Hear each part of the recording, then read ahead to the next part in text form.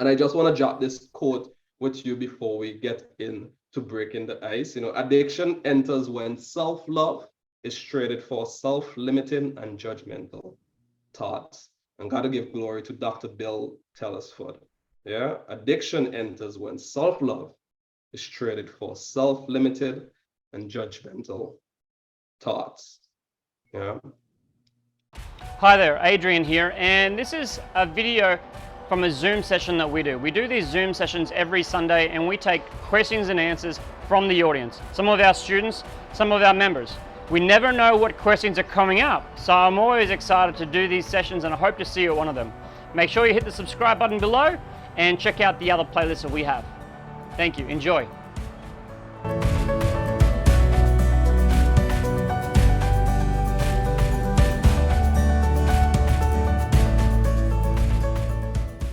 And without further ado, I will pass things over to Darko. Now, Darko is an NLP coach and also certified Gestalt counselor. And I'll give him the space to share his grace with you and also on how you can use NLP coaching for alcohol addiction. Welcome and thank you, Darko. Let's go. Okay, thank you for representing me.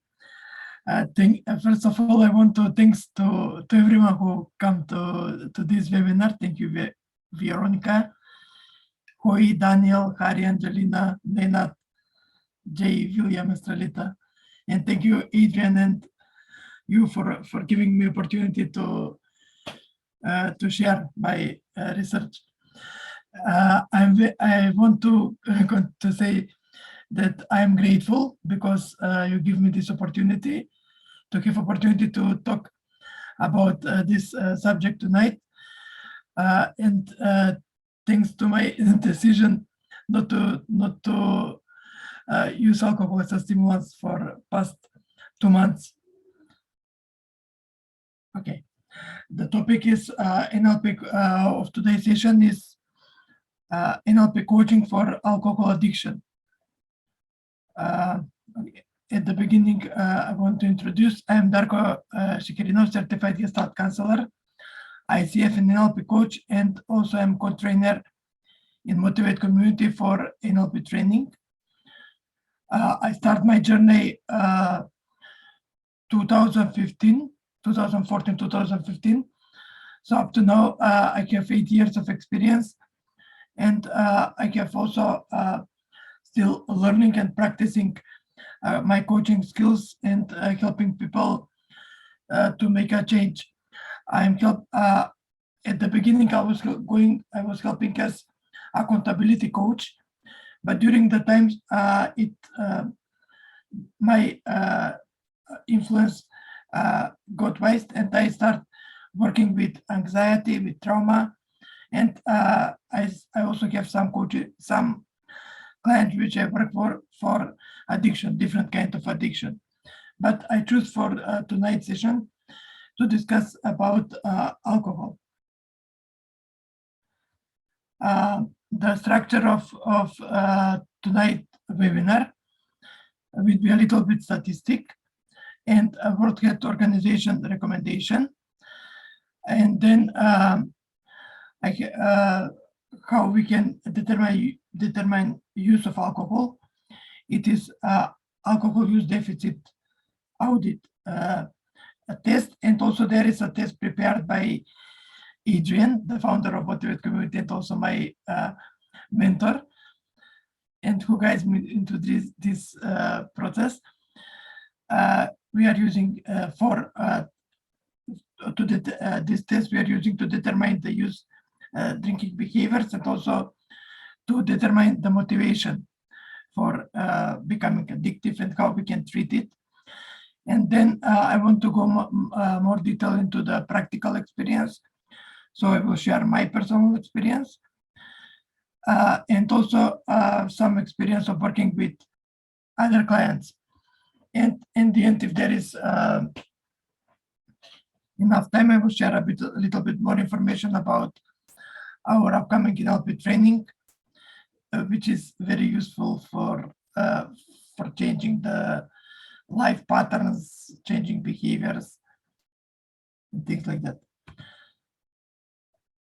So at the beginning, I want to share about a little bit facts about alcohol use disorder. These data are taken from World Health Organization as most important who is delivering health data. So I was not so familiar before I start researching, but I found out that nearly 3.3 million deaths per year are coming because of not adequate use of alcohol. So it doesn't need to means that these deaths are coming because of someone is addicted to alcohol, but it could be a single episode when, for example, someone gets drink and then accidents happen. So from accidents which can cause when using alcohol, it is traffic accidents, it is abusive behavior. There is a lot of arguing happening when we are under influence on alcohol. And I know some of my friends, especially me, for example, when it comes to traffic, which is for me most dangerous. I use when, for example, when I have a lot of, not a lot of, more than a lot alcohol to say I'm more concentrated now, I can drive better because I use more concentration, but it is something which comes in my mind. The reality is that alcohol, the substance of alcohol, directly influence of our brains, our transmitter. So it causes us, it makes us to think a little bit differently, to allow ourselves more than we have more confidence. But also that sometimes it happens, I can remember a few times when I have some blackouts, and so we are not aware about what we are doing and how we are behaving during this, how to say, I will name it as episode. And also I was not aware, but long-term use of alcohol is also responsible for many diseases such as liver cirrhosis, cancers, some heart problems. So this is something which we are not aware of, but it happens. We become aware by reading, by talking with people, by working, by communicating with others. So what all the facts can show that non-adequate or abuse of alcohol can cause a physical health, like I said, diseases. Also, sometimes we are not aware, so we can have broken something, let's say, broken leg, broken arm, maybe some fight. Then it causes mental health issues such as depression, anxiety, things like that. Then it can influence in our social and family life. Social, it means at the beginning, many times I was in situation when everything we try to do something good, but at the end we are finishing sitting with friends, arguing on some things like politics, something which is not important, but we are still making discussion and doing argue, no reason. Also, it influence on family life. So maybe our partner depends on husband or a wife. So maybe it influence of them. So they are arguing with us, or we have other ideas when once we use more alcohol than allowed. So also it influence on communication with our children. Maybe we are able to control our behavior without influence on alcohol, but when we have influence on alcohol, we can have other behavior. Then professional life, also there is many cases when let's say, using with alcohol can cause us to not to go on work on time, or maybe to have some hangovers in the morning, so to postpone the date, and that all influence on our professional life, which means our incomes. And then intoxication, it is very, this is most scary for me, because while let's say we are using alcohol to eat, to have better taste, maybe to have better emotion, how to say, emotional experience, but and we are much unaware while drinking alcohol, but the effects comes after that, so it goes intoxication. So maybe there is a case with some, I have friends who finish at hospital, but for one single night, let's say New Year. So if we know all of that, so why do we tend to use alcohol?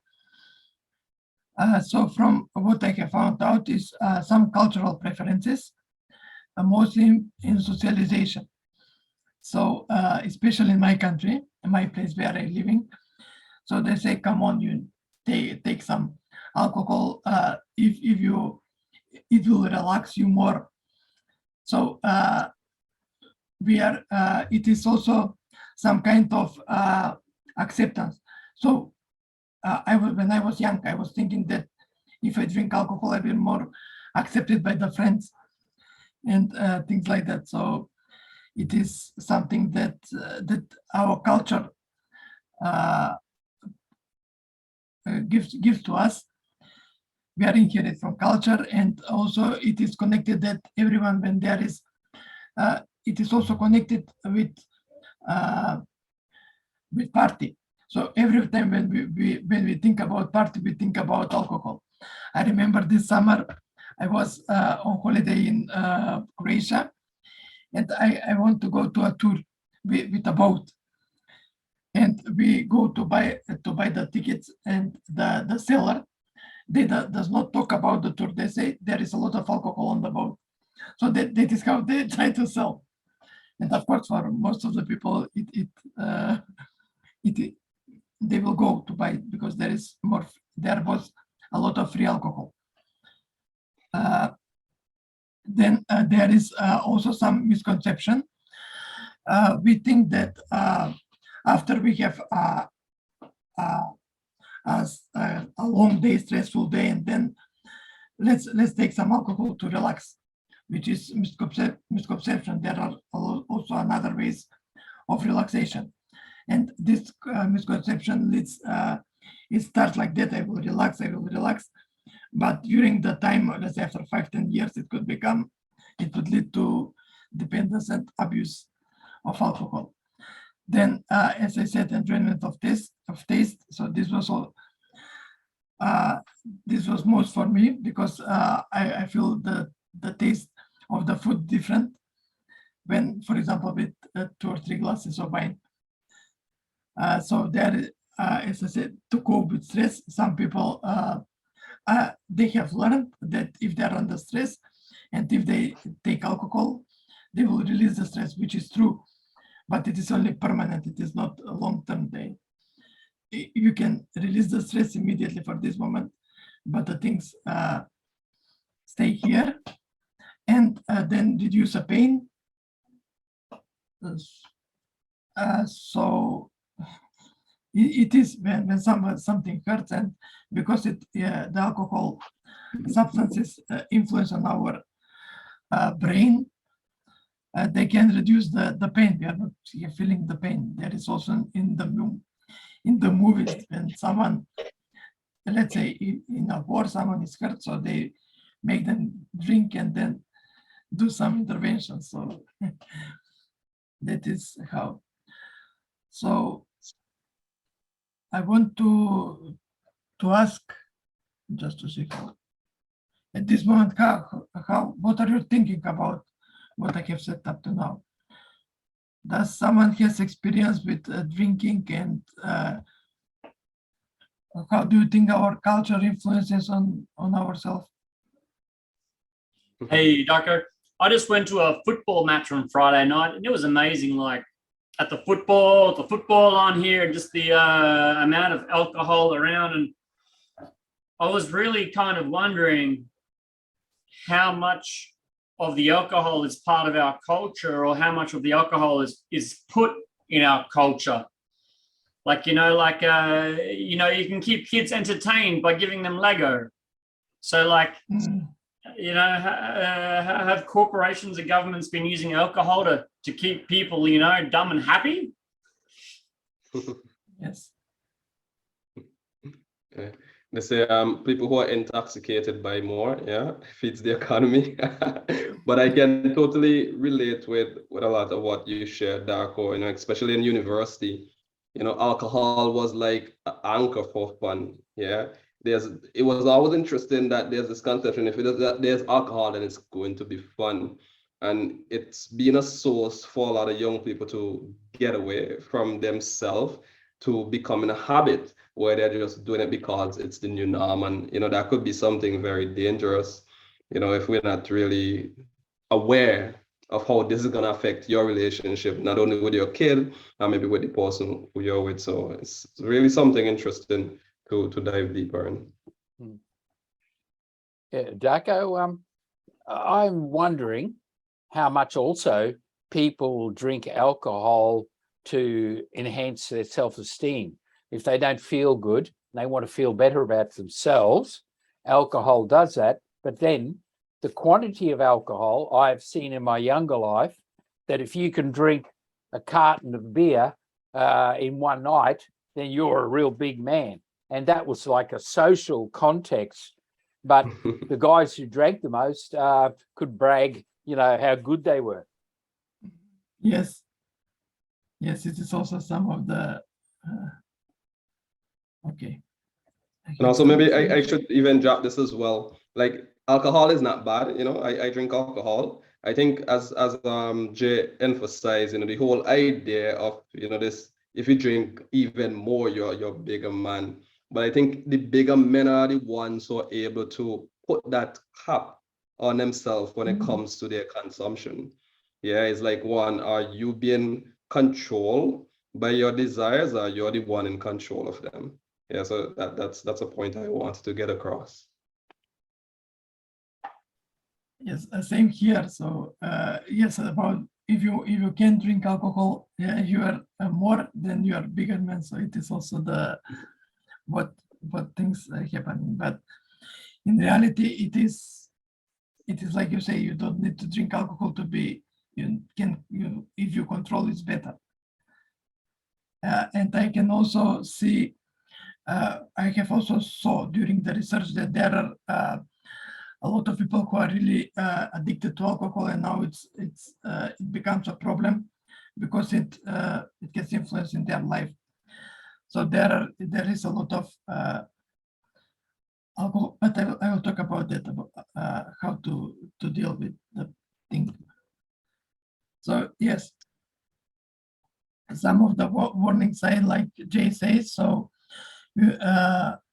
if you need to drink alcohol to feel confident before some important situation, example, go to some meeting or go to interview process, and then you need confidence, and then some people can took a little bit alcohol to improve their mood. So if this is repeatedly happens, so it is warning sign. Also, there is drink to get drunk. It's something to escape reality. So many people, they are waiting. Let's say they will go work Monday to Friday, and then Saturday and Sunday they are getting drunk to escape reality. So two ways it affects in two ways. First, we need to escape, and we are making damage to our body.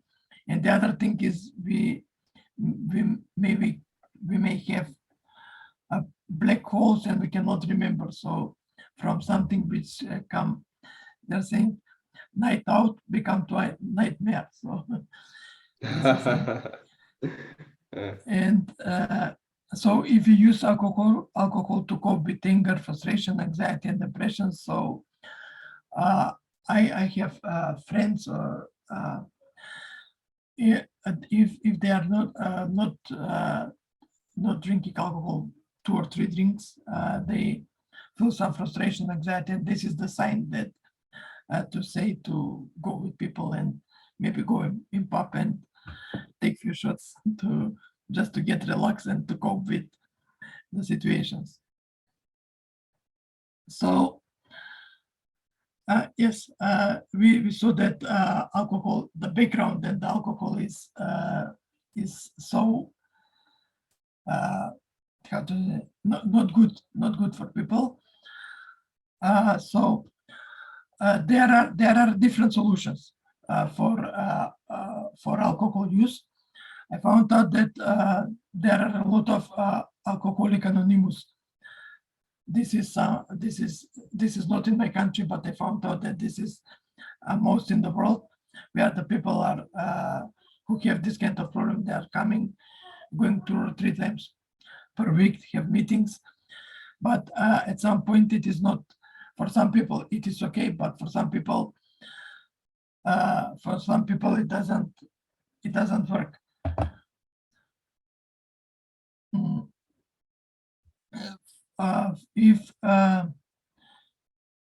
If you want, I think that a solution could be counseling. This is a good, when we are working one-on-one, this is best approach for me. But what I found out is NLP, that is also a good approach, because into the NLP, which stands for Neuro Linguistic Programming, we are learning different exercises when we are analyzing our behavior, and based of our thinking process, we are making some changes. We have some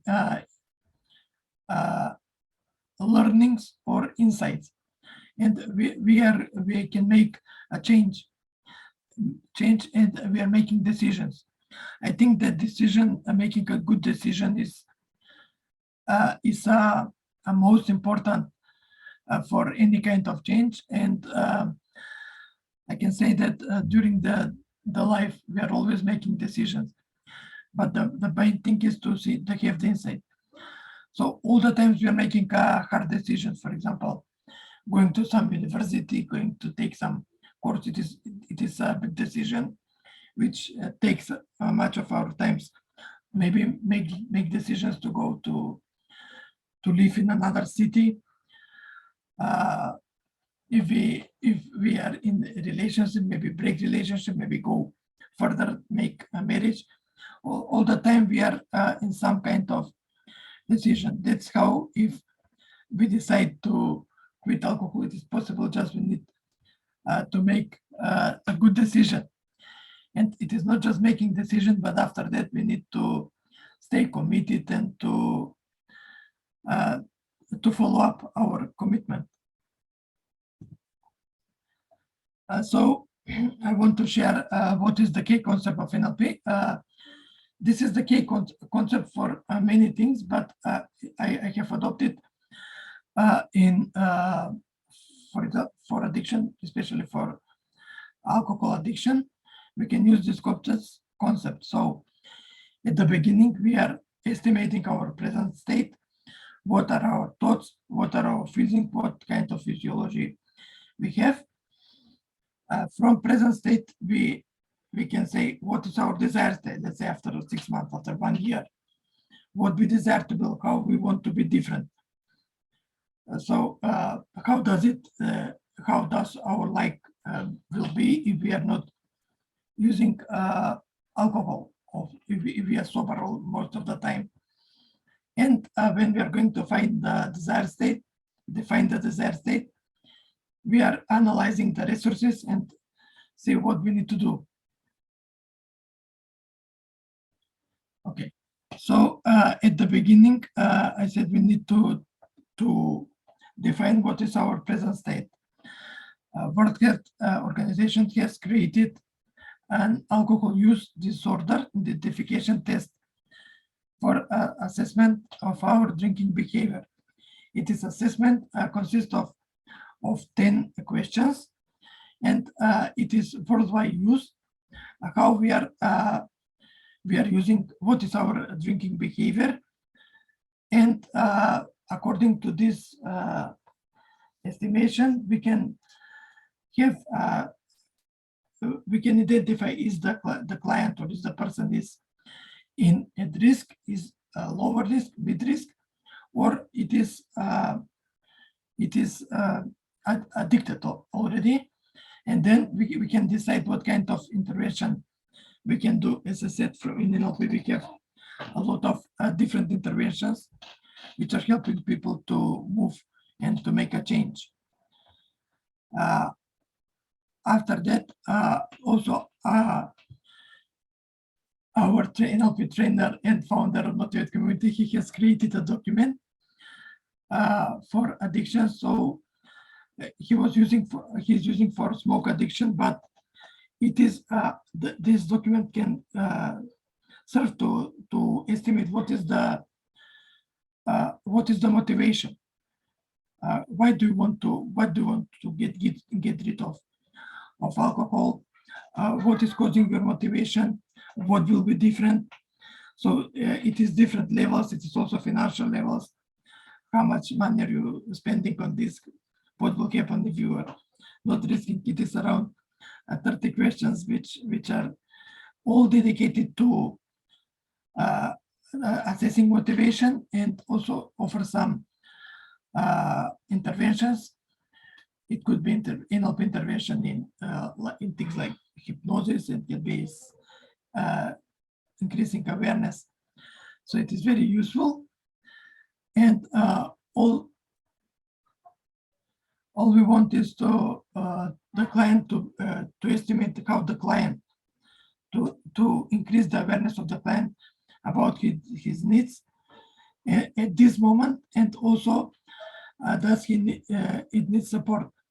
Because for example, in my case, or there are some other cases, with a client I have worked, he only needs one session just to see what is happening and to get motivation, and after that he can run by himself. But also there are clients who have motivation, know what to do, but also need some support. They can someone needs a higher reason to find a way how the change will look like. Someone do not need support, someone needs support. It's different, but the whole thing in intervention I can divide in 3 phases. So early phase, when we are building a rapport with the client, and to see how we fit each other. The greater is if the NLP practitioner or coach can be a good fit with the client, have good rapport. Then defining the second phase is when we are defining the things, defining the changes, defining the way of work, and then the phase when we are going to the end, we are finishing, we have make a change, and we are closing the session. So each phase has different dynamic, depend on the client needs. I think I discussed this.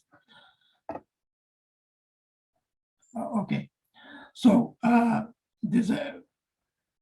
when we are discussing about desired state, we discuss about what does the client want to have. Does he wants to have better relationship, better time management, different lifestyles, different?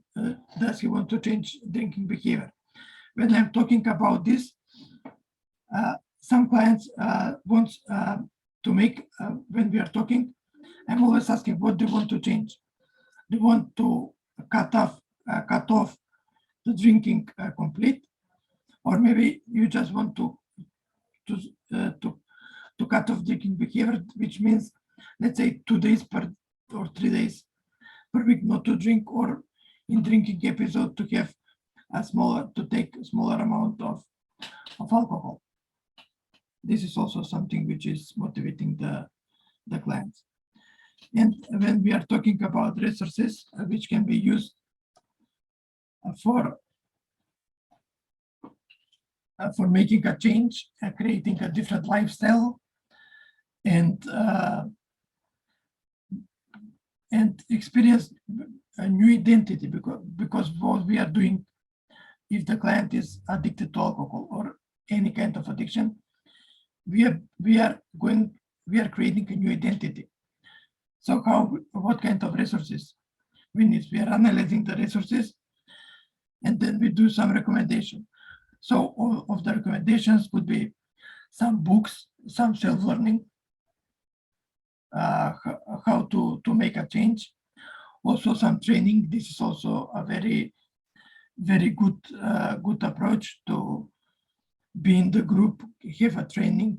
I recommend as a co-trainer NLP, because NLP really make changes in my life, not only in alcohol use, but also in another ways in life. So I can recommend group or individual coaching sessions. So it is something we can create. We can do some, depends of the needs of the client, where we are supporting each other.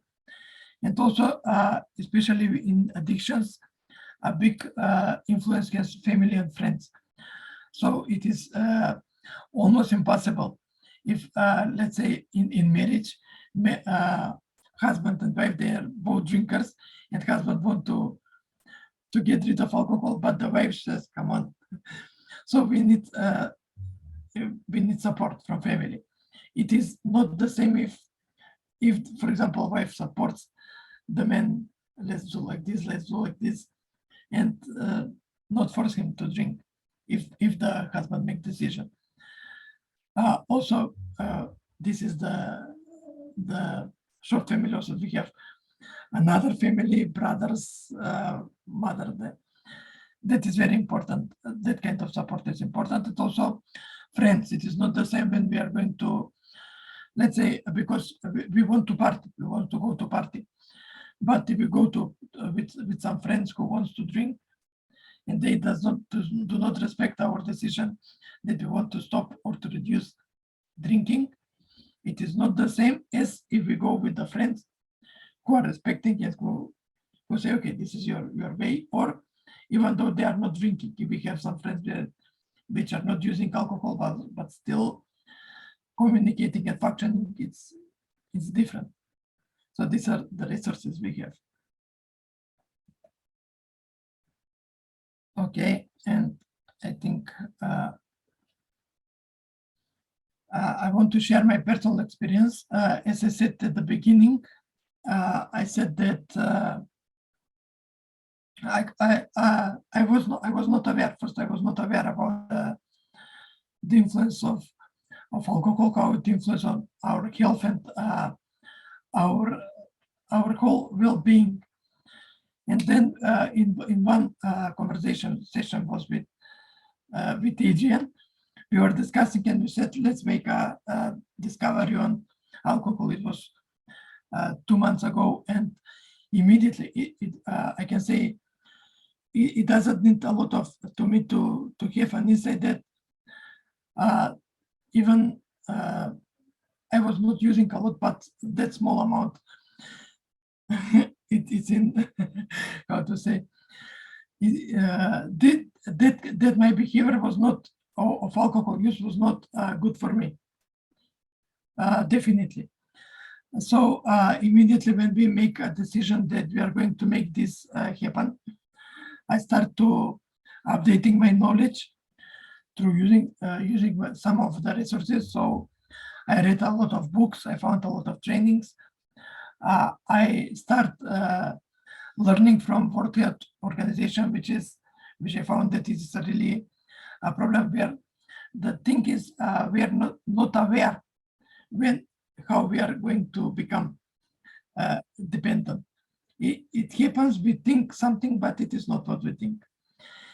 And then I have made decision and stay committed. So yes, I make a strong decision, staying committed. I am staying committed. I have to say it's not so easy.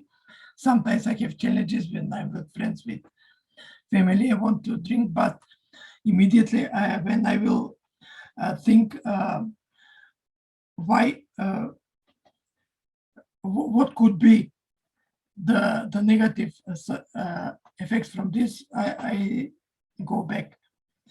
So I have some, yes, I go back and I'm not drinking. So what are some of the results which I have experienced? This is from my experience. So I have changed eating habits. I become more self-aware. So it was really a problem with me because I was losing control of eating. So I thought that more I eat, the more alcohol I can drink. And this was influence on my weight management, on everything. So what is happening now, I do not have morning hangovers and I do not have headaches, which is very good. And I'm always excited to see what will happen next week, because the more way I stay sober, I'm trying to see what kind of change will happen. This is something what excites me. Then better physical condition. I was sharing. I have a really good physical condition. I was running and riding bike, and I have more life joy because I'm not losing control and presence while drinking alcohol. And just to see the time. Okay. I want to share my experience. I will choose experience with 2 clients. So as you say, always when working with clients with addictions, so we need to, especially with alcohol addiction, we need to find what is motivating them in order to make a good decision, hard decision, and then to continue working with toward the plan of getting rid of alcohol. But the first thing is, of course, the client to admit that and to see that he has a problem with alcohol, because most of the time we are saying, I'm drinking, but my drinking is okay. It is not something which damaged me. We are lying themselves. We are giving excuses. And so the first thing is the client to be aware. And when he is aware, we need to search and to find what is motivating him to make a change. So I can say with the one client, I want to share his main motivator was time management and financial consequences. Before we start talking about how he uses alcohol, he has a behavior to, let's say he's hardworking up to 7 p.m. to say, and after 7 p.m. he is going into different states, and then he's taking his whiskey and things like that. And we were talking about how much money he is losing because we have calculated 7 to 10, it is 3 hours, and in the morning when he will wake up, it was let's say if he wake at 8 to 10 with hangovers, with recovery, so it's 5 hours per day. And I asked him how much value do you add to your 1 hour, and he says $150 US dollars. And we start calculating, and when he saw the number he is losing in 1 year, then he start thinking that he needs to change his behavior. Before of that, he was not even thinking that he wants to change the behavior. And now we are working on this. It is expected. Sometimes the client is avoiding this topic because it is joy. At some point, it is short-term joy, but long-term it is not good. But we are working on that. And other client which I want to share, which I was working was, we also have a session, and alcohol is I found out that it is a coping mechanism. So it is the, how to say, it is the behavior going to work, and then he come and home, and then just to, with excuse that to go, I'm going to relax, he was over drinking, abusing alcohol.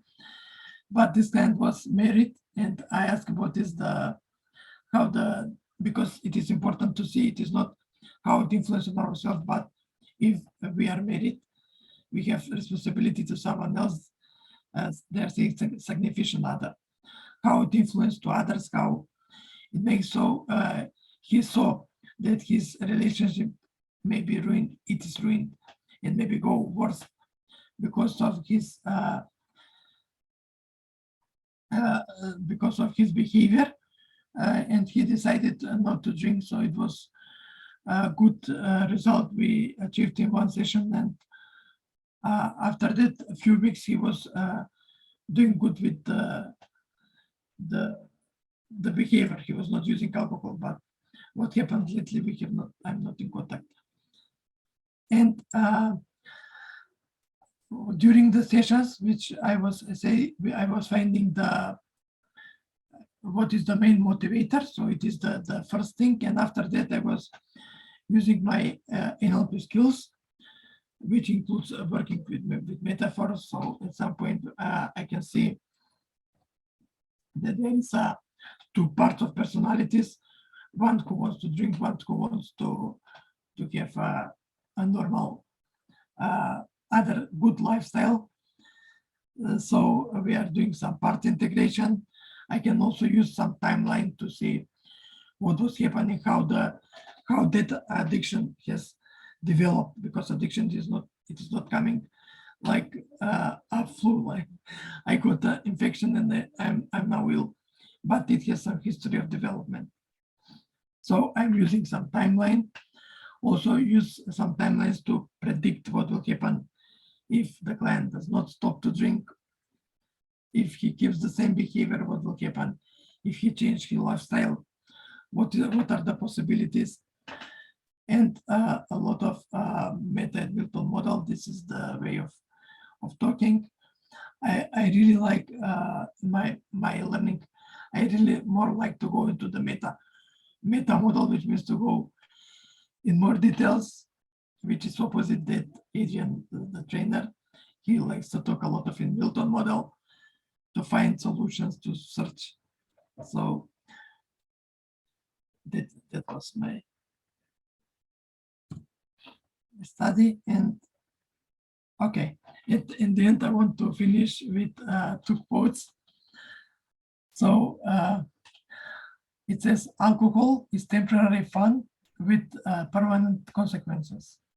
And it is real. We temporarily we have fun, everything is good, but if we take this as a behavior as granted during the time, it could have permanent consequences, as I said.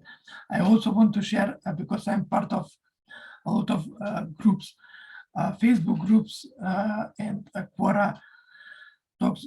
It is really a problem. It is not so easy to go from that behavior because it is connected with pleasure. So there is a lot of relapses. Maybe someone will stay 2-3 weeks and then will relapse. So, and one of this is alcohol makes everything better until it makes everything worse. So at the beginning, everything is good, but at the end is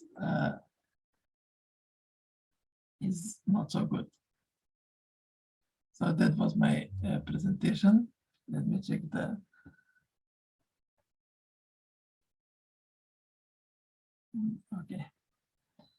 Okay. Yes, Jay. I also read this about Japan. They what you say? Japan recently asked their people to drink more. So Yes, I found that. I don't know. I was really confused to read that. He's asking they'll ask people to drink more. Yeah, that was an article in the international version of the newspaper. So I think it was. Yes, it is also in my country, on my language. So I said maybe they have some. Yeah, they want more money. So people haven't been drinking so much alcohol. So they're asking them, oh, please, you should be more loyal and drink more sake, and then we will have more money for the government. It was like great. Unbelievable. Yeah. Yes. Yes, thank you for sharing this. Yes, it was good. And But thank you for sharing, Darko. That was really a light shiner. You know, it always brings me back to this quote. I can't remember who said it, but maybe Adrian can remember. It's one of the original NLP fellas. What is it? True emotional freedom is becoming aware of our anchors and choosing which one to respond to. Yeah, there's nothing wrong at all with drinking alcohol, but when it becomes an addiction where we are substituting, the alcohol to treat something that is there, an anchor that is there that is causing us to feel a particular way, behave a particular way, then that's where it becomes very dangerous. So this was really a powerful reminder to a lot of us in here. Yeah. Boom! You made it here! Good on you. Make sure you click the subscribe button below and check out the playlist at the end. If you'd like to come along to our Sunday sessions where we host a live free Q&A for our students and members, you're welcome. I'll see you there.